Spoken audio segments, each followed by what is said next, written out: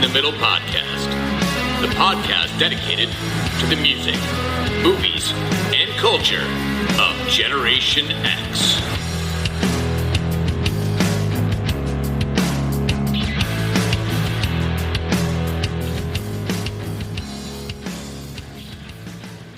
What is up, Slackers, and welcome to another episode of the Stuck in the Middle podcast. I am your host, Jason Eck, and I am joined this week by very special guests coming all the way from the great state of Texas, my brother-in-law, Daniel Fields. I've been meaning to get you on the show for a while now, so welcome to the show. What's going on, Jason? How are you, man? I'm doing good, man. I'm psyched to have you on here. All right, yeah, me too. So last week on the show, I did the Hot 100 from 1988. And as I was going through and looking at the different artists that were on there, this was a particular banner year for a couple of artists. So one of them was George Michael. Had a tremendous run of hits. That Faith record was huge. Right. Yep. But one of the other ones that was on there multiple times, I think they had 4 charted songs at the time, was a band called INXS. And I'm like, looking at all these songs, like, this is a really good freaking record. Now, I just have to preface this. It was not a record I was huge on in 87 and 88. Right. Total metalhead and all that. So this was just not my cup of tea. So just a quick background, everyone. Kick was released. This is their 6th studio album. That's right. 6th. And that keeps just blowing my mind of how long they had this body of work. Released October 12th, 1987. So were you like into this right out of the gate? Had you already been listening to them? What is your experience with Kick? No. So I was a little surprised too. I think sometime back I read as well. I had assumed Kick was probably one of their first albums. Yeah. But so I was super surprised when it was their 6th. I know they had some success with the one right before it, which was Listen Like Thieves. Yeah, Listen Like Thieves. Yeah. That's right. And they had one sort of hit off of that. What You Need. What You Need. That's right. And it was sort of big here, but Australia, they had toured quite a bit in Australia up to that point. But this album, yeah, man, once it started getting play, which my understanding is that they actually had to go, the record folks didn't want to release it. They weren't crazy about it when they heard it. And they did a bit of a workaround and started having it released on college radio. And it started to really pick up, kind of pick up pace. Yeah. And then they finally, the label was like, okay, let's do it. Let's go ahead and, release it. And dude, every song was a hit, man. You listen to that album and every song just about is a hit. That's really hard to do. It is. And it was just, so as far as I was 11 or 12 when it came out, so 12 in 88. I remember them being, I think that was the year they won some of the Moon Men on the MTV. Oh, absolutely. Yeah. Michael Hutchence just looked cool as hell, for a kid like me. I was like, man, that's cool. That guy looks cool. So the sound was cool. They looked cool. So yeah, I think probably right out of the gate, I was like, this is awesome. But that was also, I mean, I liked pop music. I was listening to pop music at that point. Yeah. That was mostly probably where most of my listening was. My mom listened to a lot of different stuff in the house, but I was mostly pop music. So it was right up my alley. It was sort of rock, sort of funky, sort of dancey. Well, super dancey. It was just, it had all the components for like a late 80s album. See, that's what's so interesting when you said about the college radio, because it's not immediately to me necessarily an album that would be geared towards that demographic. At the same time, it makes sense, but what are they? And I think that sometimes the bands that end up having the greatest success are the ones that aren't easily classifiable. So are they dance? I mean, well, they kind of are, and you can remix any of their songs, and they did. Are they rock? Well, they're clearly influenced by the Rolling Stones. Yeah, 100%. Like his whole vocal affectations, like he's very aware of like the sound of his voice, like how and that's. But yeah, as far as how to classify him, they were sort of rock. They were using a lot of, kind of traditional riffs. They're a huge riff band, and they're awesome. But man, yeah, you could put them on at parties and people today will still dance to them because, it's a very fun album. I think that's what I liked about it. And I still do, even though like some of it's, they're, try to get serious about like the excesses of, whatever, Devil Inside and stuff. It's a fun album. It's a fun album to sing. It's not overly complicated in terms of like song structure. It's real fun to sing. Like, everybody knows the words to a lot of these songs. Absolutely. And, and I know a lot of people like to poo-poo pop albums and stuff, but man, if you can make an album where people know every song on it, that's something. I mean, that's doing something. Like, you've obviously tapped into something. And it just felt like for that pre-90s, late 80s, it wasn't quite as cheesy as a lot of the music we had in the mid 80s and that sort of thing. So it was still just enough cheese, to have some fun. But it's not played that way. And that's the whole thing. It's like when you're laying it on thick and you're being cheesy for cheesy's sake. Right. You're putting on the schmaltz. Right. I don't think that's necessarily ever been their bag. They're really just, they're earnest about it. I agree. And what's so curious is that there's this juxtaposition, which is always also great art, where someone like Michael Hutchence having such darkness, yet their songs, by and large, are about positive things and a lot of love and sunlight. And we'll go track by track, but it's evident over and over again. But you talked about the you can play them at parties. So here's this quote from a supposedly very well-regarded reviewer by the name of Robert Christgau. Okay. And he said, he called them middle-brow hacks that make danceable rock and roll that sound smart in the background. Now, I can't hate it. I can't hate it. No. But they're not trying to be pretentious and be more than they are. They get in the studio, they make music that they like, but it can be played anywhere. It can be played at the grocery store or a party today, and it still makes perfect sense. And you go, I know this song. At 100%. I mean, look, it's a critic. I'm sure they said the same thing about a lot of different people, but, for me, the fact that here we are, like over 30 years later, this album is still like, you talk to it about it, like it comes up at parties or gatherings and INXS Kick. It's a great album. Yeah. It's a great album. There's, and especially if people start going through it track by track, they're like, what the hell, man? Like, this album has every freaking song on here was on the radio at some point. Yeah. I think like 7 of them hit the top 10. Like, that is insane. And it's so nice to have like an album. First of all, I think it's a pretty cohesive album too. Like, I'm not saying there's a story or a narrative, but something works about the songs.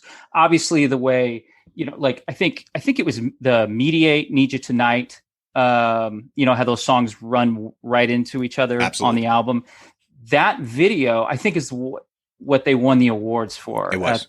So there was also like this, I don't know, this, they just kind of had everything all at one time. And I think they were kind of earnest and, in their wanting to make good music. Yes. And there's something that still comes through about it.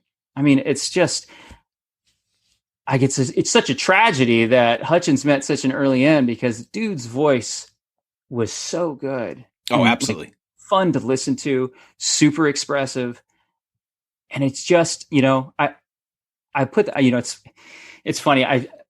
When you contacted me about talking about this album, I was excited because I literally the week before had played it for my kids for the first time on a road trip. Oh, nice. Didn't quite hit the same way I wanted it to. So that kind of spoke to, well, maybe it's, I don't know if it's, like kids' cup of tea now, but it's certainly of a certain age. Like, you can still get into it. I think it's, the term I've been using because I don't know which one of the articles I had read that I picked up on, and just this concept of an evergreen song, an evergreen album, and they're there. So very quickly, another reviewer who I think gets it wrote, his name is Cormac Heron from BBC Music. He said, "This is a near flawless collection of songs, and Hutchence Farriss win you over with anthemic glory." That's beautiful. Hell yes. Beautiful. Yes. I agree with that 100%. But for anyone who doesn't know, let's just do a quick rundown of the band. So if you don't know who INXS is, and maybe some of you don't, you never got into them, we have Michael Hutchence, lead singer, songwriter, who unfortunately died November 22nd of 1997. We won't get into that story. Then you have the Farriss brothers. You have Andrew on keyboards, guitars, and really Michael Hutchence's main songwriting partner. Right. Tim Farriss on lead guitar. Very good lead guitar player, by the way. Choosing the right solo for the songs, and we'll get into that a little bit. Brother John on drums, which supposedly is why Nile Rodgers ended up hooking up with them a couple records prior, because he heard him drum and said, this guy's like a drum machine for danceable music. Kirk Pengilly, who's all over the record in various different ways, on guitar, sax, trumpet, keys, backing vocals. And then finally, the most rock and roll name, Garry Gary Beers on the bass guitar. So that is the band. So what we're tasked with tonight. So when I was doing last week's episode, I'm like, is it a perfect album? I said, I need to go back and listen to it. So I think perfection is, so again, we're talking about subjectivity, right? And A+ across the board, I think, is exceedingly hard. Like, my favorite, Beatles record is Revolver. There's a couple on there that I'm going to say, like, that's a C+, that's a B. Yeah. And anyone who's out there going, no Beatles songs are C's. No, they have a few. So we're going to go through this track by track, talk about the songs, and give our own subjective grades. And then once we get through the album, I'm going to, we'll edit that part later. We'll do some tabulations. We'll get the average, and we'll find out what the grade is. Okay. Now, if you get to an A or better, then you're talking about truly, because I'm brutal, because I'm just like that. And it's just like, well, I didn't like the third verse, and I don't want to be like that, but I think it's damn close. I think it is damn close. And I've listened to it now no less than probably 6-7 times in the past couple days since we talked about doing this. Okay. Just going track by track, and let's jump into it, man. All right, let's do it. All right. So the first song on the record, in my opinion, is a rough start. It's a rough start. Yeah. And it's Guns in the Sky. But I will say this, Hutchence is coming out full Mick Jagger on this.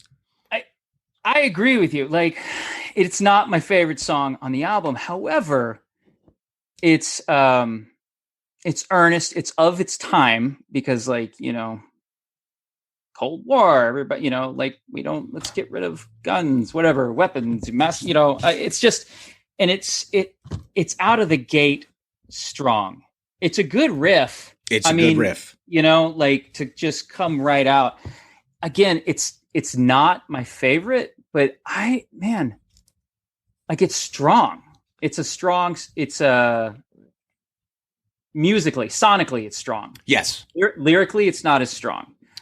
Sonically, I think it's like, I'm like, all right, man, here we go. We're going to go pedal to the metal, on this. I don't know.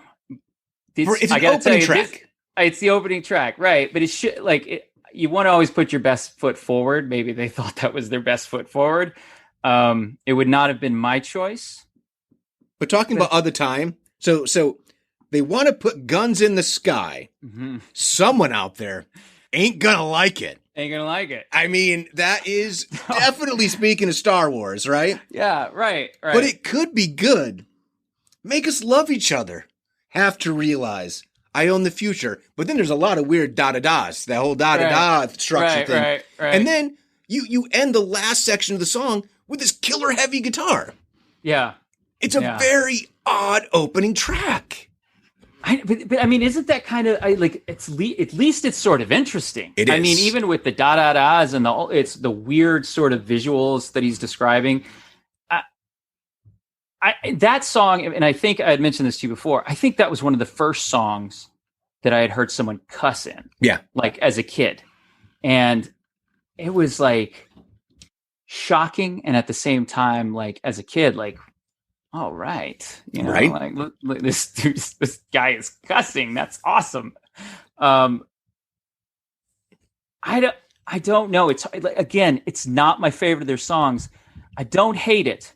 And I think it's, you know, it's a table setter, right? It is. is. So we're talking about a whole album, right? So I was thinking about this as we were going along.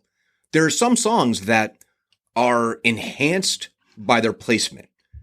Sure. And when artists are putting together that final package, really part of it is how do the songs flow together? And we've all heard records like, why did you put that there? Or, you know, it takes you out of it. Right. It is seamless from first track to last track as far as how they flow together. So I'm going to say that this brings up the grade on Guns in the Sky. But I'm going to put you on the spot first. I'm going to say we're doing like traditional grading. Traditional grading. No curve. I'm going to say I'm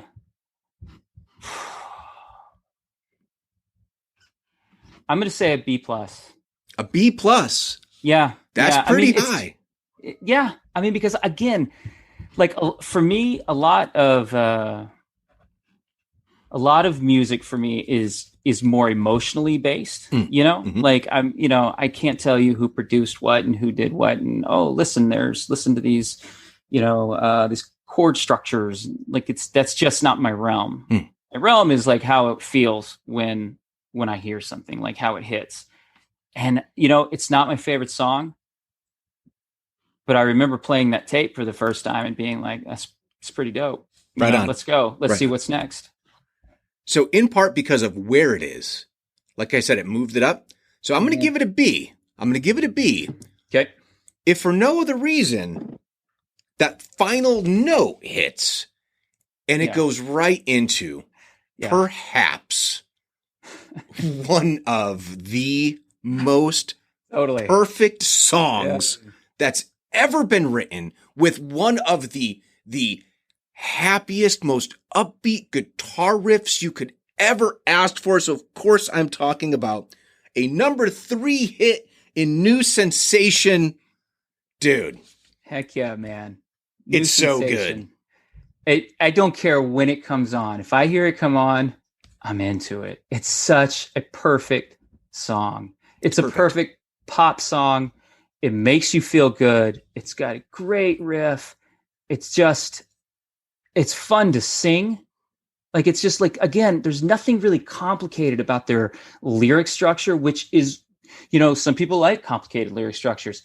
For songs that people like to sing at anthems, shows, concerts, cranking your radio in your car, like, just make it easy for people to remember and have a good time. Absolutely. And that song is amazing. But his cadence, so even the lyrical structure, right? So it's everyone who knows the song will be like, well, I think that might be my favorite line. And I'm just speaking for everyone at this point, but there is something so perfect. It comes right out of the gate. But sleep, baby, sleep, now that the night is over. And the way he says, and the sun comes.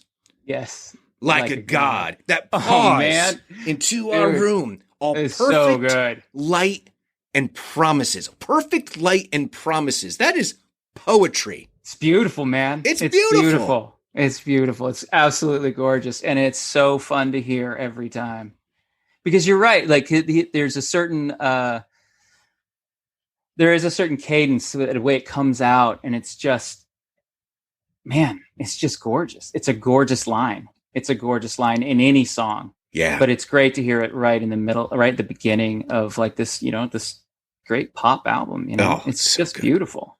Love, Baby Love is written all over your face. I mean, it's okay. I don't think we need to belabor this. So I'm going to say it's A+.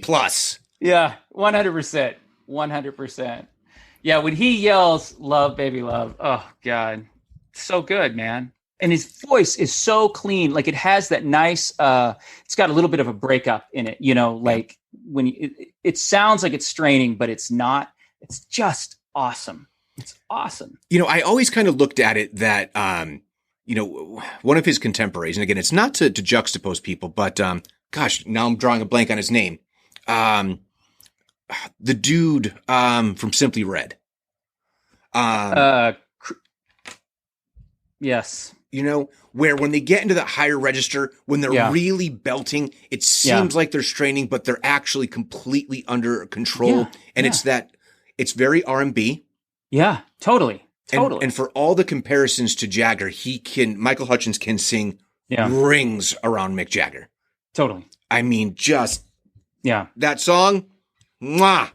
Yeah, beautiful. Absolutely gorgeous. So then, and this is what's so curious, when you look at the track listing versus their chart position, right? So New Sensation went number 3, and I think that was either the second, I think it might have been the 4th single. Okay. So New Sensation peaked at number 3. Devil Inside is next at number 2, Devil Inside. And I'm going to let you come out of the gate on this one, on Devil Inside.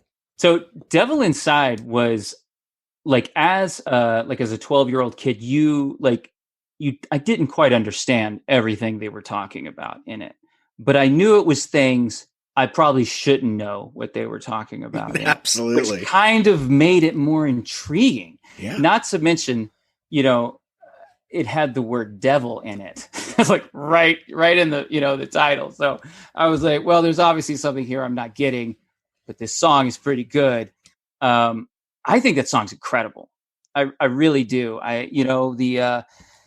Even just content wise, like his discussion of excess and all of that, I think it's a really solid song, and it's just got a great driving sort of rhythm. Yeah, absolutely. To it that it just I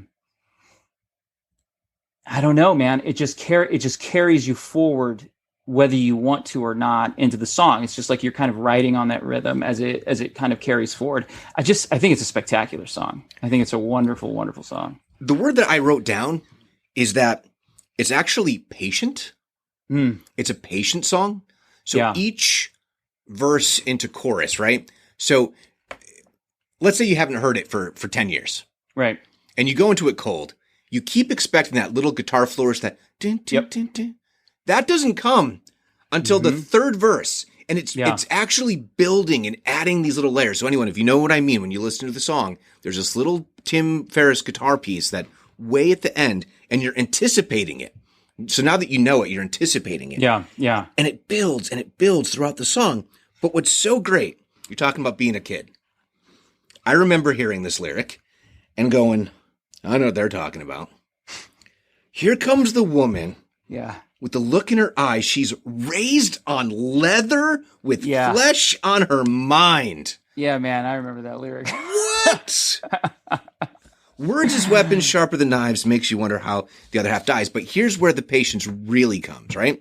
So you're at that same basic pace, right? The whole song, the rhythmic structure. But then it kicks in to what I can only describe as Elton John, Saturday Night's All Right for Fighting.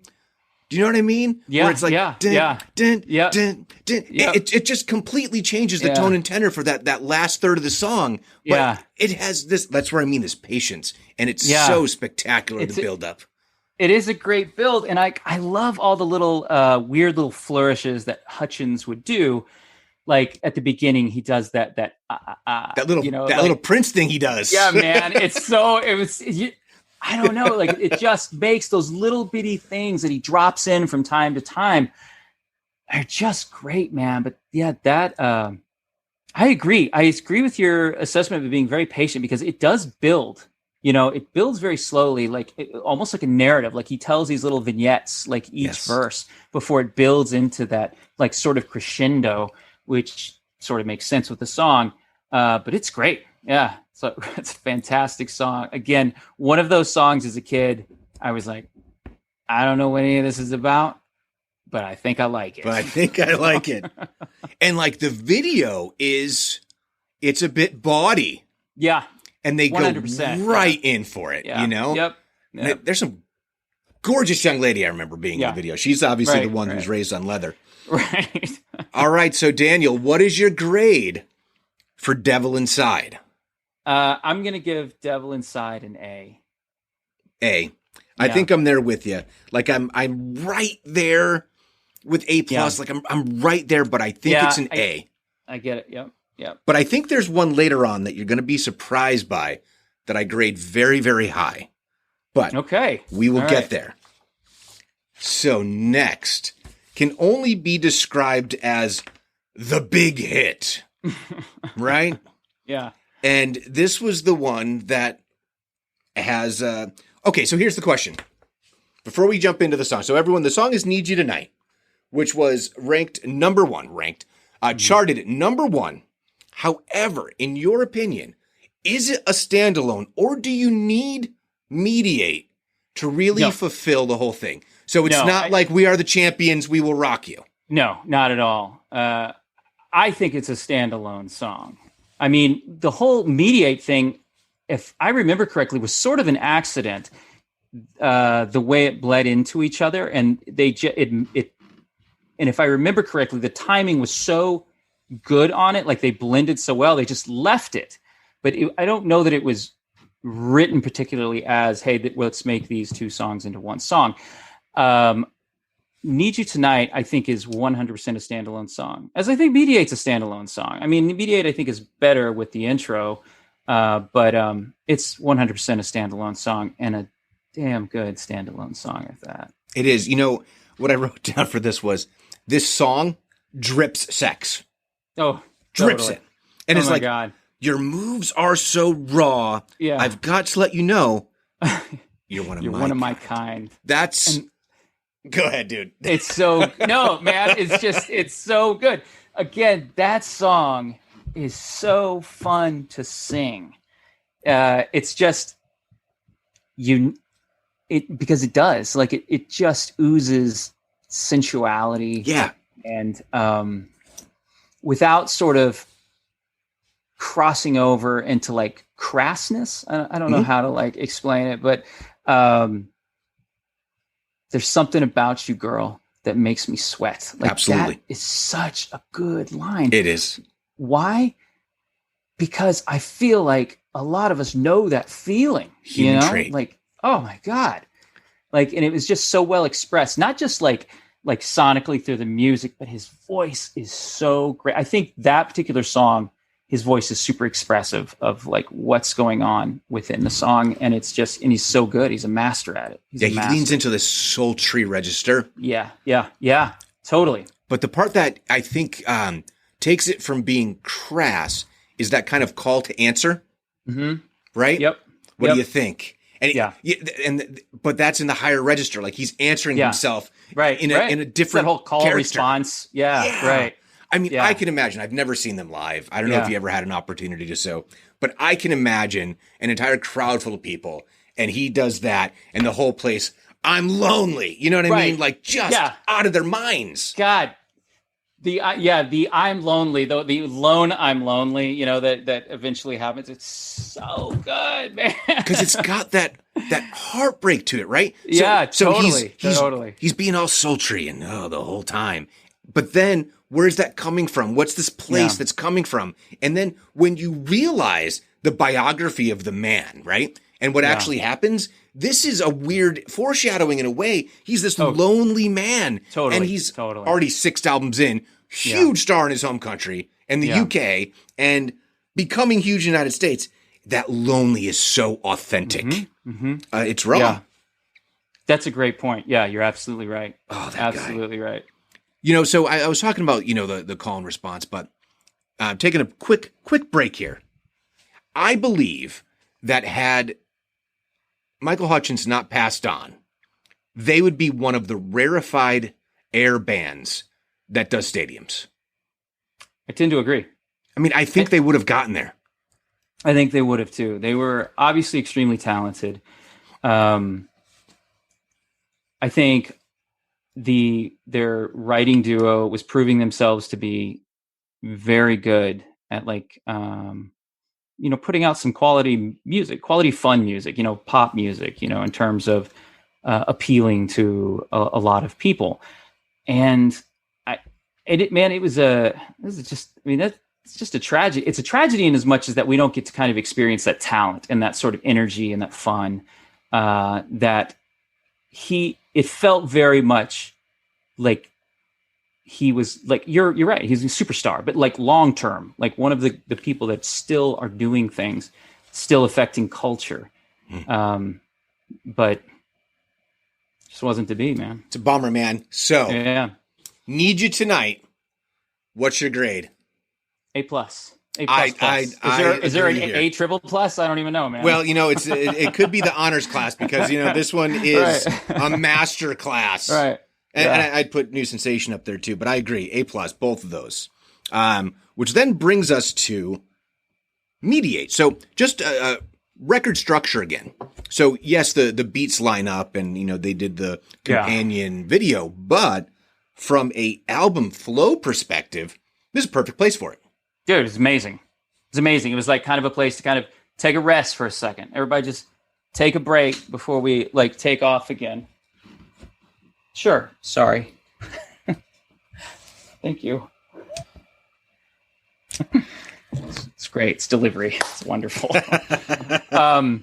No, because it's like you've kind of, I mean, they kind of hit it right from the gate, right? And you've been on like this go, and then all of a sudden they give you like this place to kind of stand on and pause, and it's a really interesting song. It is, like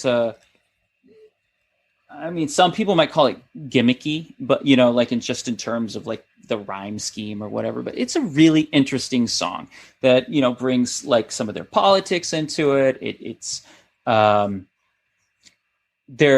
companion video obviously was based on Dylan's Subterranean Homesick Blues. That's right. Where, and even down to the misspellings on the cards and things like that.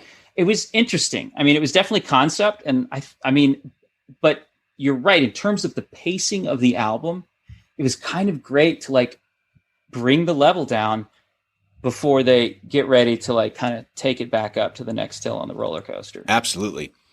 And then once again, talk about a theme on this record. Like Pretty Kate has sex ornate.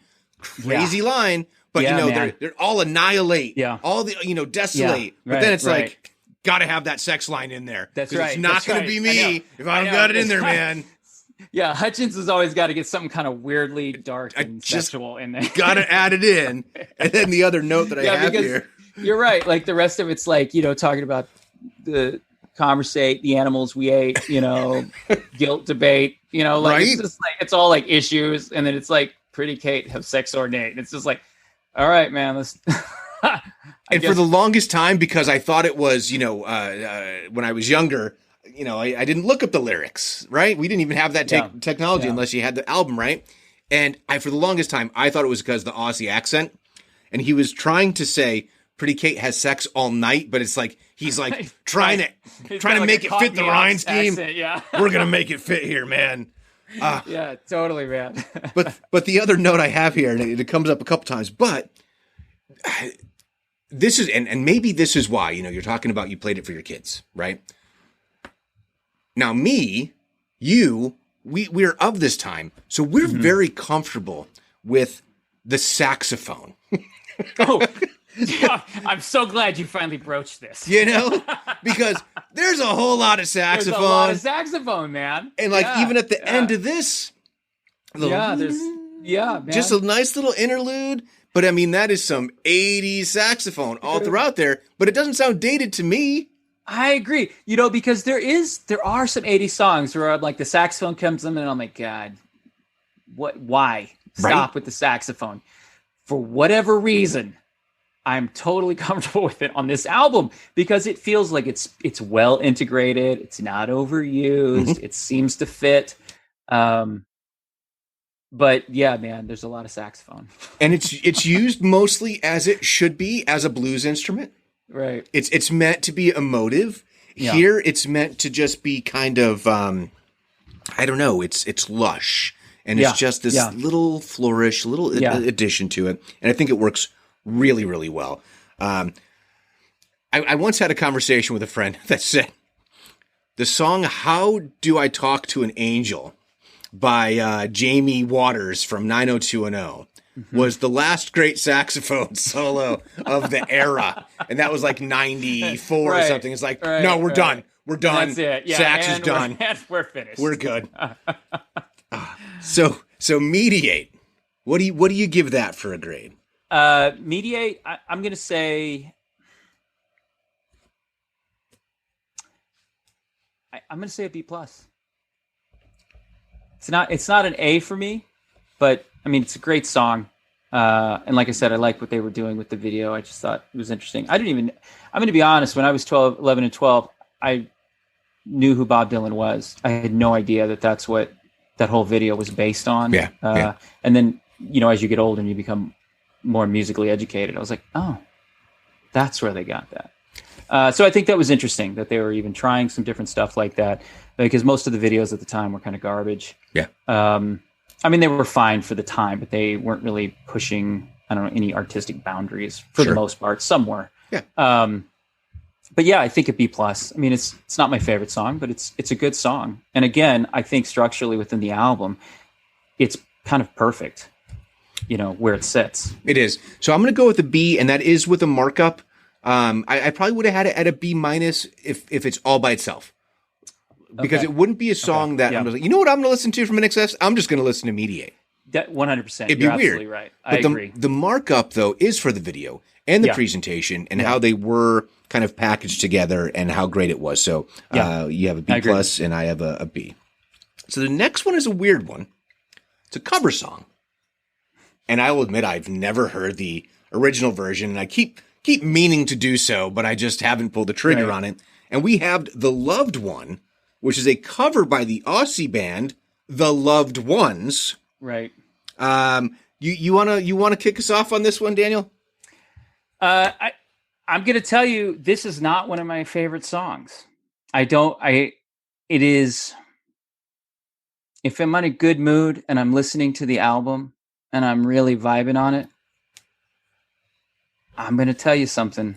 Sometimes I go to the next track. It's just not one of my favorite songs. I mean, it's fine. Maybe the fact that it is a cover, I didn't even know it was a cover at the time, but like it just, for some reason, for me, it just doesn't fit. It's the one song where for me, it just doesn't quite fit. But that's me. What do you think? See, it's funny because I don't know if I'd go and listen to it on its own, but I think it does fit. And the reason being is that one, it's got this nice kind of bluesy R&B feel to it, very much of when it was written. But talk about more lines for Hutchence to bite on. Her red dress on, her long black hair, like how he says it, and then how it goes into that chorus. Well, I love her so. It's just there's that there is a vibe to it, but only because he's injecting it, because they're kind of doing paint by the numbers as far as original. Well, I haven't listened to the original.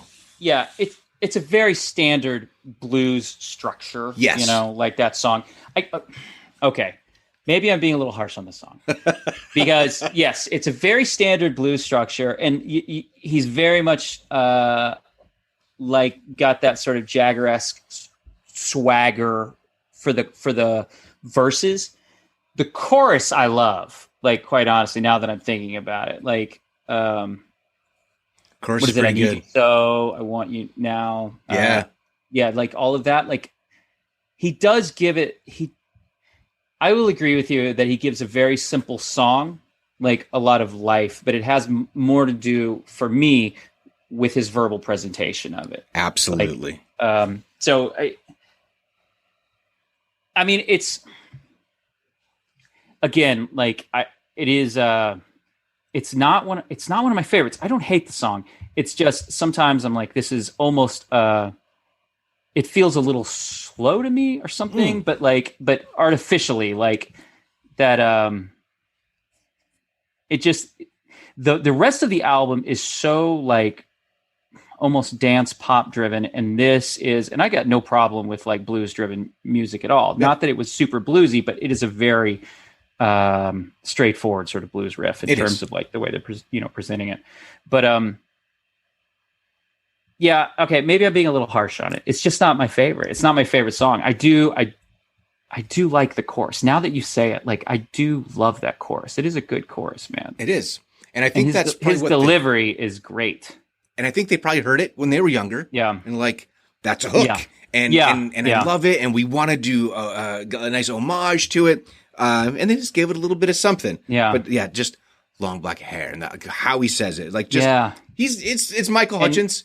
An evil child, the way he says evil child. Yes. It is good, man. Now, it's got its moments now that I'm listening to it in my head. Yeah. Now, that being said, so I'm going to go first in the grading here. Yeah. I got to admit, this is probably, I'm not sure I can give it a B though. I think it's average. I think it's average. I think it's a C. I'll give it a C plus for Michael Hutchence. Man. You know what? I feel bad, but I think I'm right there with you. Like, I love everything Hutchence does with the song. It's just ordinary. It's ordinary. I mean, yeah, it's just like, because it's not theirs. Right. But I guess that's what I'm saying. Like I like it, but I think it might be the one time where you're sort of like, and again, I had no idea it was a cover at the time, but it just felt sort of disjointed from the songs that sort of came prior to it, which sounded very modern, at least for the time, Absolutely. And then all of a sudden, like, it was a very recognizable sort of like old blues structure, which is, there's nothing wrong with that. It just wasn't my favorite. I'm trying to look and see if it has so I think, so this is the days, and I'm imagining the people who do listen to this are of our age, because kids today have no idea that record labels are a thing, and that like they dictate. Yeah. So 12 songs, 40 minutes. I'm sure they were like, hey, man, we need another song. Like, what do you got? Hey, mates, what do you like? For real. Hey, what about that Loved One song? Yeah. Let's do it. And maybe it was a staple of their live set back in the day when they were up-and-comers. And they said, you know what? Screw it. We need another, 3 minutes. But it's album filler. Yeah, it feels like it a little bit. It has like those little moments on there that are really good, but as far as the whole song, it's just like, it's all right. So this is what's tough, because we're talking about an album that on the whole, you sit down, you listen to it. I kind of feel like you have almost their version of The Loved One next. Now, this is just my opinion. So next is Wildlife. And my note here says it's an unoffensive album track that has a very nice keyboard interlude. Mm-hmm. But there wasn't a lot of meat on that bone. Yeah. What do you think? Yeah, I agree with that. I think it's a pretty good it's a pretty apt description. There's nothing really amazing about it. It's good. I mean, as far as like a pop song, it's great. Yeah. Like I got no issues with it. I can hear the keyboard interlude you're talking about. It is good. It's got some cool, I don't know, like there's lines in it that I don't know why they're cool, but like I love when he says, what is it? It's not bad until it's bad enough. Like there's just they're phrases that, again, I think a lot of what makes some of their ordinary songs good has a lot to do with their frontman. Like he's just really good at making kind of regular songs sound better because he sounds better. Like definitely his delivery is good. Obviously his vocal quality is good, but just his phrasing is really good. And he just makes ordinary lyrics sound like, oh, that's kind of cool. But yeah, that song it's not bad. It's not one that I turn on. It's not one I'm like, hey, I'm going to listen to Wildlife. Yeah. That's my jam. All right. I don't know that it's anybody's jam, but it's all right. What? Somebody's. So that's always what's weird. I'm always telling my wife that every time we watch some awful, awful movie or listen to some terrible song, I'm like, hey man, there's a lot of people in this world and that's someone's favorite song. And that weirds me out, man. Yes. Like, are you hearing Right. with your ears? Right. Like, I don't understand. Right. Believe me, I've been trying recently to try and listen to some of the kids' stuff. Yeah. I have been. And Yeah. I try, and I'm like, but no, this isn't good. I know. It's just some of it not. is. Some of it's good. And like some of it's just like, I get it. It's not mine, but I get it. But I also, I guess it's a function of age, man. I feel like my new music has like closed off at a certain year, where it's like, I'm great with everything behind it, but anything in front of it, I'm like, I don't know. It's fine, I guess. So this is a big digression, and we'll go back to this. But I drive my kids crazy with the fact that the new music that I do listen to is independent hip hop. Yeah. But what's cool about independent hip hop is that they're rapping, and they'll be like, "This is just all rapping. Where's the chorus? Where's the hook?" I'm like, "Well, oh wow!" So it's just like sort of all freestyle, like no. Some of it has choruses. Yeah, So I've played it for you before, but like my favorite artist is Yellow Wolf, and Okay, Yellow Wolf Right, was with a young man called Kasky. 2 years ago, they did an album called Black Sheep. And it is like definitely an homage, Atlanta old school, Master P. And it's just a freaking killer record from start to finish, Right on. And I'll like play that and the kids will be like, "No, I'm sorry, your boy's not good." And I'm like, you know what? You're in trouble. You're dead wrong. Because my guy, Kid Rap, rings around your guy Drake. Okay. And that's not me hating on Drake, anyone. But it's not my thing. Drake's got good hooks, He's got good hooks. That's really what it boils down to. And if you could write, he's no Nas. He's no, Nas is a lyricist, right? Yeah, he's a lyricist. Yellow Wolf's a lyricist. Jay-Z is actually probably one of the most well-rounded as far as hooks, I agree. Cadence, just all of it. 100%.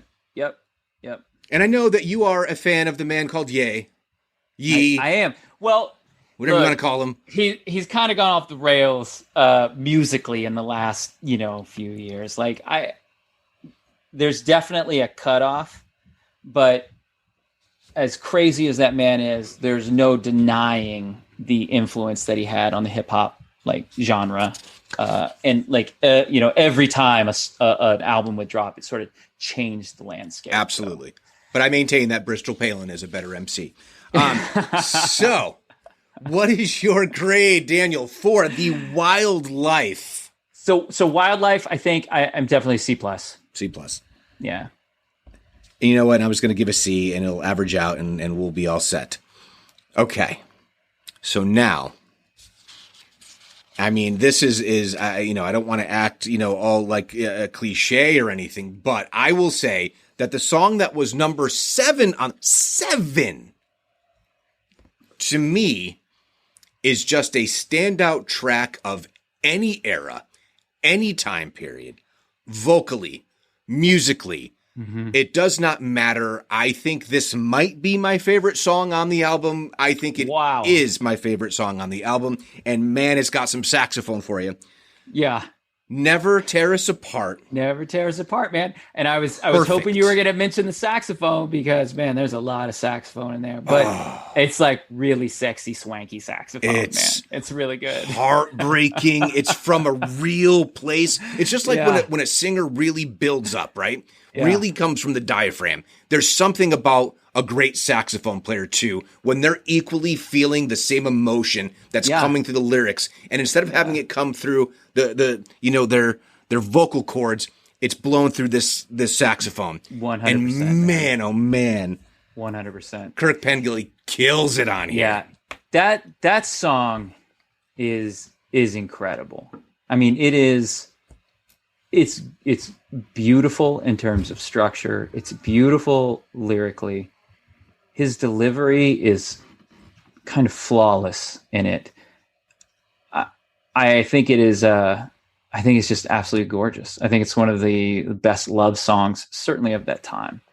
Like you can feel like those emotions of like meeting someone and thinking or knowing that it's going to be forever. Yeah. Like it's there's a lot of emotion in that song, and it comes through both sonically, like you're saying, through the saxophone, through the music. But again, I have to go back. Hutchence' voice and delivery is so spot on for that song in particular. It's got a lot of yearning in it. It's got a lot of earnestness. It's got a lot of longing. It's wonderful. It's a wonderful song. It really is. And, the vocal performance, it actually continues all the way through the fade out. Mm-hmm. So even as you're going to the fade out, he's still doing the, I'm not going to sing on the podcast, but it's like, he's right. Yeah. All the way through the song. And like, that's such a commitment to just start to finish. We're going to keep going. And before I actually screwed it up, I wanted to make sure I get this lyric correct, because I was boasting to myself that this is one of those songs that, I know every word to every time. It's just instant, right? But then when you don't have the song on, it's like, okay. So I told you that we could fly because we all have wings, but some of us don't know why. Don't know why. And it's just so beautiful. And so you said it, it's longing, it's plaintive. But there's also something that, and you're probably gonna be like, dude, I've never heard that in my life. I've always thought that this song, that guitar line or the bass, whatever it is, always reminded me of Big Log era Robert Plant. There's something about that guitar tone that I'm always just like, it's pseudo Zeppelin-esque. It's this lush ballad. Yeah, I get that. Yeah. So interesting. But I'm going to start the grading on this. A+. It's an A+. Yeah, it is. It is hands down one of the top songs on the album. It's just gorgeous. It's a gorgeous song. I mean, one of the top songs ever. Yeah, maybe. You're right. You're right. Ever. Yeah. I mean, agree. it should be in some, I don't know, is it in one of the registries or whatever? Because right. it should be. And, Library of Congress, Jason. Seriously. That's where it belongs. Library of Congress. And then even if it's the Australian Library of Congress, I don't care. Right. Whatever, as long as it's one of them. But there's at least 3 songs on here, maybe 4, that need to be enshrined if they haven't been. And that's absolutely one of them. Write your Congress people. Yeah. Okay, so the next track, I would have to say, is one of, and maybe not a sleeper for me, but definitely probably one of my favorites. And it was certainly released as a single, but I'm going to let you kick this one off. So, Mystify. I got to tell you, man, I love that song. I know it's not the hugest song off that album, but Mystify, I think, is just... There's an energy behind it, like almost like an anxious energy, to get into it. The piano is dope as hell. It's just every time it starts, I wish I had a piano in my car because I want to play it along with it, because it is just. I don't even know how, what genre to kind of put that song in, because I'm not. I mean, it's sort of rock and roll. I mean, I guess it is. It's like out of a saloon in a Western. Right? Totally. Honky tonk, maybe. Yes. And the way lyrically it starts and it gets richer. It's very sparse right at the beginning. Yeah. Until he gets into that first Mystify Me. And then, there's this shouting in the back. And then he does one more Mystify Me. And then everybody comes in. And I'm just like, dude, that is perfect beginning to a song. Absolutely. It's perfect. Absolutely. It's perfect. But then they have lyrics like All Veils in Misty. Yeah. Streets of Blue. Dude, that's... Almond Looks. Looks. We all get it. God. That chill divine. Yes. Dude. Lyrically, this may be one of their best songs, because absolutely. You're right, the imagery in those lyrics, that, it's so good. It's poetry. It's evocative. Poetry, man. It is evocative. It gives you that picture in your mind's eye. Yes. Absolutely. Yes. But then to be like, all those stars that shine upon you while they kiss you every night. I mean, but when he's singing those, the way it's like building, yes, and building, it's so good, man. It's so good. I think this. So again, I think this made it just outside of the top 40, and I'm like, what is wrong with you people? Man, I get it, because I do love the other songs, but they're like, I have like a little special place in my heart for this song in particular. Absolutely. It is just amazing. It's amazing. It really is. Anyone, go listen. So I'm going to say this is, I'm not sure A+, but it's an A. It's a solid freaking A. It might be A+. I'm going A+. I'm doing it. Yeah, it's A+. Because it's I think structurally it's so good. And the way the music slows down, like, for him to do the Mystify Me, like it just, everything kind of like, that lets him do that, gives him some breathing space to do that. And then then the other instruments come in. It's just great. It's such a great build, man. It's really a great build. It's a tune that you could be just driving somewhere, and it's a driving tune, literally. Yeah. Oh, yeah, dude. Yeah. Mystify. 100%. So good. All right. So the next song we have is the title track, which by the way, the title of the album is Kick. This song is Kick, but they have said Kick throughout this album. In little spots here and there. Throwing out a kick here or there. That's right. And in fact, Kick was again, it's been a long time since I've read anything about these guys. I believe Kick was one of the last songs they wrote for the album because they needed more songs on the album. And they decided to go with Kick because Kick they'd already decided on the album name because they had mentioned Kick, like you said, like in several other songs. And so Kick, if I'm not mistaken, was one of the last songs written for the album. And again, it is, for me, it's not my favorite song on the album. It's a pretty good driving pop tune, man. Like I kind of put it in the non-offensive, like pop tunes. Like I like it, it's not my go-to song. I think it's got a cool refrain. Sometimes you kick, sometimes you get kicked. It's a great chorus. Like that chorus that's a great chorus. I like hearing him sing it. It's a dance number. It's a dance number. But what I had put here, it sounds like a Bond theme. Dude, yes. Right? 100%. It's a Bond theme. And it comes right in like that. Dude, and you're like, whoa, this is Kick 007. Look, man, I kind of like the fact they're just like, hey, man, we got the saxophone. What if we get like 1,000 more horns and put it in here? All of them. Let's do it. Get all the horns. It does work. Like it does. No, you're right. I mean, when that comes in, it's just like, all right, man. I'm in. All the horns. It's so I actually so I'm curious where you're going to go with this, because I actually think it's a B. No, I think it's a B. It's obviously a B. Yeah, it's a solid B for me. Yeah, it's a good title track. It kind of comes out of nowhere. Yeah, it's a little bit, well, coming off of Mystify. Right. No, right. It's right on. Yeah. I'm sorry, I was going back to Mystify. Everybody, after you finish this podcast, Mystify. Listen to it over and over. Think I can get the rights to the song? No, probably not. That'd be a killer opening song. Dun, dun, dun, dun. Oh, so good. So next up, we have a song that I am going to say might be a little underappreciated.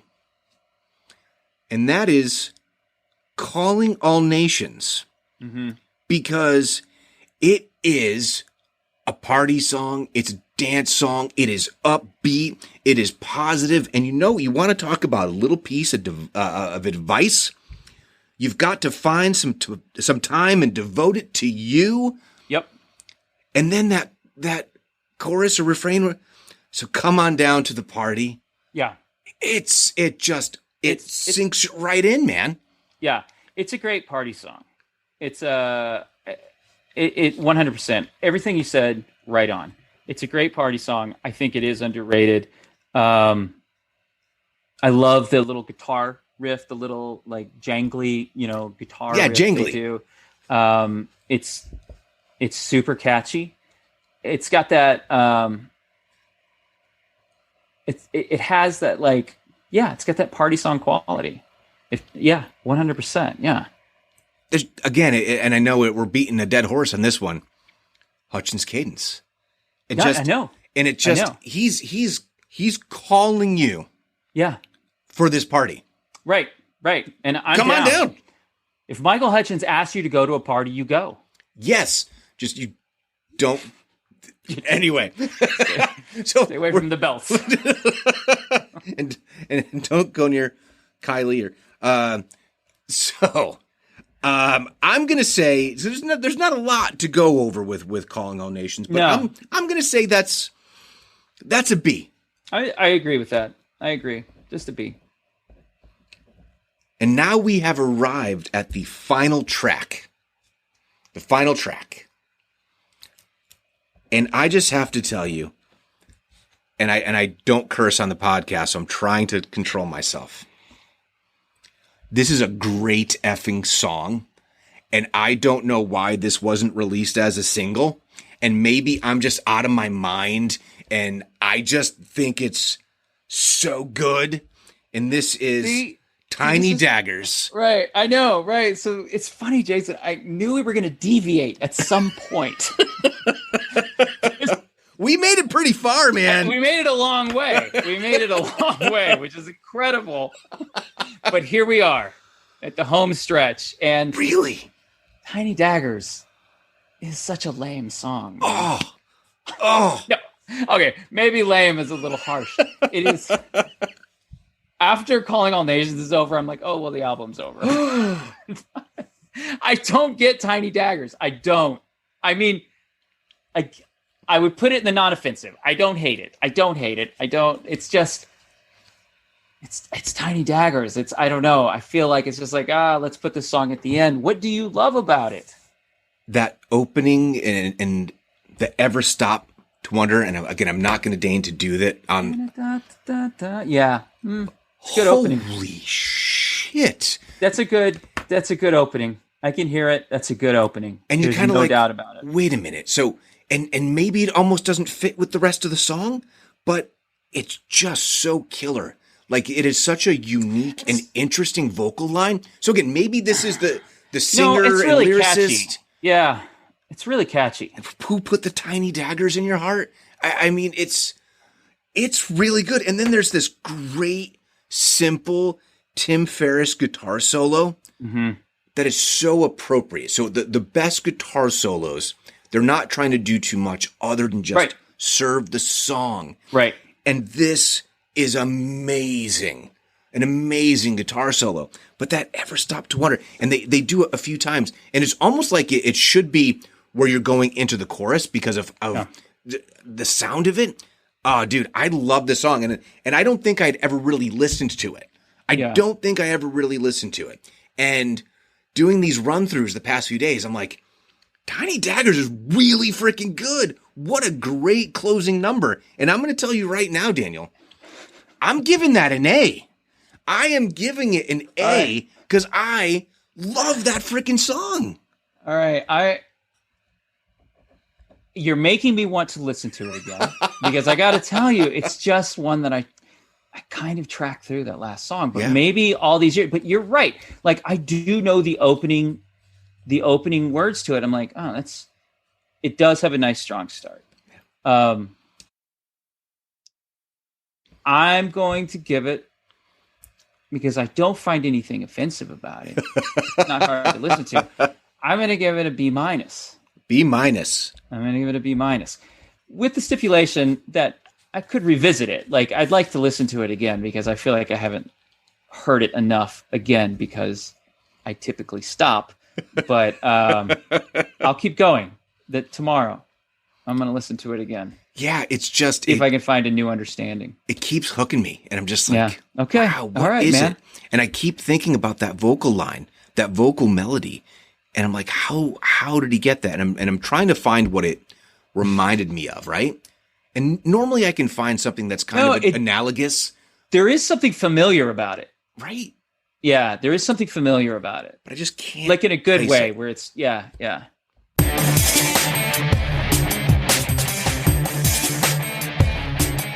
I had to do some editing tonight. I don't normally do that, but I screwed up the grading. I've screwed up the grading. Where are we at? So I've gone back and I said, there's way too low because guess what? I got the B's and B minuses. I screwed those up. Okay. So I had them at the B's as 80s when that's the A, that's the B minus. That's right. So we've actually come out, and man, we're talking about just making it. Hey! A 90.4. A 90.4. Now, depending on where you are, I mean, that's a solid A minus. I think if it would have gone that's in the A range. That is an A range. I knew there were two. So everyone, just kind of a recap. We had 1, 2, 3, 4. We had 400s. We had four songs that were A pluses. You know what I mean? So I was like, wait a minute, the number came up way too low, and it didn't make sense, even with the couple of C's that we had. But I mean, start to finish, really, with the exception of like the mid part of the record, right? So really, that middle part was where we had back to back C range stuff with the Loved One and Wildlife. Right. Everything else, we had one. No, those were the big losers on the record. Yeah. And even then, if I'm going to go for a listen to the whole thing as a journey. I'll still listen to them. Like there's. Well, you're going to listen to Tiny Daggers now. The Tiny Daggers I will listen to now. All right. So that is the dive into, the first episode that I'm doing where I'm on this search. Is there a perfect record? And I'm just not sure that one exists because of everything that we talked about tonight, whether it's record labels, whether it's filler, oh shit, we need another song, or a band that had almost everything. But maybe the next record was the coalescing one, but then they had to throw on the cover. I don't know. I'm not sure that it exists, but I'm on a quest to find it. But again, it's a very subjective thing, which is why it's not something I can do on my own, because I need to have other voices, other perspectives. And who knows, maybe there's somebody out there who's listening to this going, I don't know, Wildlife? That's an A, man. That is like the best thing. Just like we were saying earlier. Ever. The Loved One, man, this is even better than the original. I'm like, the original? And like, yeah, man, it's a classic. Right. But there's something for everyone. So again, give me your feedback of any bands, songs, albums. Really love to hear that. So Daniel, this has been really great. I'm so glad that I finally got you on the show. Absolutely. Because you're the perfect guy for this. And I knew I needed to listen to this record. So I beseech everyone, please listen to Kick. Just listen to Kick, start to finish. I recommend doing it in your car. 100%. Yes. Just turn it up loud. Turn it up. If you got a sunroof, open it. Yeah. Open it up. And just go driving. Listen to it. You will have a blast. Don't skip Mystify. It's the best song. Oh, shit. Just start with Mystify. Hit your shuffle. No. You got to do it in order. You do. You have to go in order. They're all there for a reason. Yeah, they're all there for a reason. They are. Yeah. So I just got to say, you got anything to promote, Daniel? No, not at all. Just everybody take care of themselves. That's it. I was asking that just because, I'm just going to put over Daniel for a minute, kind of a Renaissance man who kind of, undersells, does some amazing photography, do some really great work. He do some really cool things. Thanks, man. Just want to put that out there. So how do you find me? So I am on Facebook at Stuck in the Middle, a Gen X podcast. I'm on Twitter, Instagram, and YouTube at StuckPodX. You can email me at stuckinthemiddlepod@yahoo.com. By all means, please go ahead, like, subscribe, leave comments. I'd really appreciate it. And until next time,